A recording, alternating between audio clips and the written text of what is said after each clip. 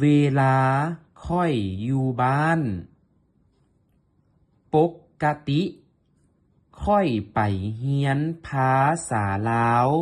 ตั้งแต่8:30หา11:30เวลาค่อยกลับบ้านค่อยก็กะเกียมกินข้าวสวยหลังจากนั้นค่อยก็พักพรเบิ่งโทรทัศน์แล้วก็นอนบางมื้อค่อยก็ออกไปเวียกนอกบ้านกับหมู่ทุกแลงประมาณ5 โมงหรือ6 โมงค่อยมักจะออกไปย่าง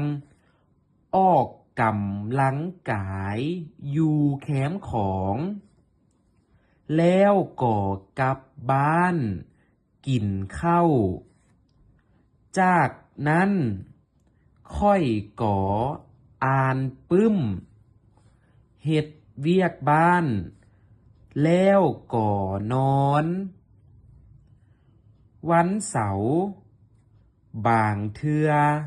ค่อยก็ออกไปหาหมู่ค่อยหรือบางเทื่อก็ไปกินข้าวอยู่ร้านอาหารส่วนวันอาทิตย์ค่อยก็ไปโบสถ์